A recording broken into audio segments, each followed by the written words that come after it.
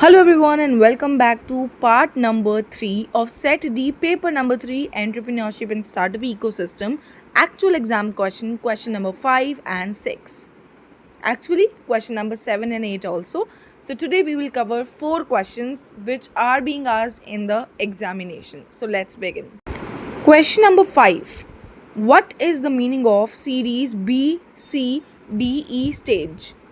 So देखो आपके chapter number 6 funding and valuation के अंदर pre seed stage and stage A stage B C D E ऐसे करके कुछ कॉन्सेप्ट्स हैं, आप उसको गो थ्रू कर लेना एक बार. मैंने नोट्स अटैच करे हैं, जो मेन वीडियो मैंने स्ट्रैटेजी की डाली है उसके नोट्स को आप एक बार प्लीज़ गो थ्रू कर लेना, क्योंकि ये टॉपिक बहुत अच्छा है. तो इसका जो मेन पार्ट है वो मैं आपको इसमें बताने वाली हूँ, जिससे एमसीक्यू पूछा जा सकता है एंड पूछा गया भी है. So what is the meaning of series B C D E stage?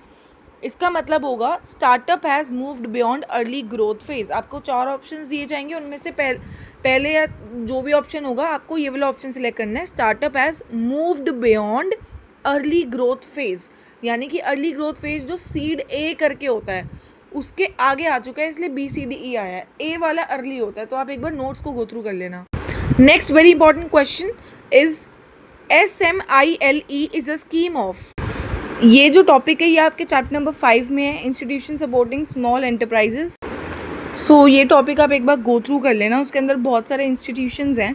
तो ऑप्शन में आपके पास आएगा SMILE is a scheme of, लिख देंगे नीति आयोग, सिडबी, और भी बहुत सारी आपको इंस्टीट्यूशन के नाम होंगे, लेकिन याद रखना SIDBI सिडबी की ये स्कीम है SMILE, जिसका प्रॉपर फुल फॉर्म जो है वो होता है soft loans for micro medium and small enterprises, just like that. तो आप एक बार गो थ्रू कर लेना इसको भी, नोट्स के चैप्टर नंबर 5 में है ये. Next very very important question ये है turnover limit to register under DPIIT.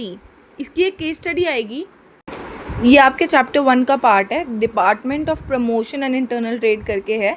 तो इंट्रोडक्शन में ही ये टॉपिक है आपका सेकेंड पार्ट, तो आप एक बार ये भी गो थ्रू कर लेना. इसकी टर्नओवर लिमिट क्या होती है, आपको रजिस्टर करने के लिए कितनी टर्नओवर होना चाहिए, स्टार्टअप्स के लिए होता है ये. तो आपकी मैक्सिमम 100 करोड़ होनी चाहिए, तभी आप एक स्टार्टअप माने जाओगे. अगर 100 करोड़ से ऊपर होगी तो आप स्टार्टअप की एलिजिबिलिटी में नहीं आते, आप एक और बिजनेस में आ जाते हो. स्टार्टअप सिर्फ 100 करोड़ तक के बिजनेस ही माने जाते हैं. तो टर्नओवर लिमिट 100 करोड़ याद रखना है. Last and very important question for this video is which startup focus on efficiency and cost effectiveness. Efficiency का मतलब टाइमली काम करके देना, कॉस्ट इफेक्टिवनेस मतलब कम से कम पैसों में. तो इसका आंसर है लीन ऑपरेशंस. याद रखेंगे लीन ऑपरेशंस.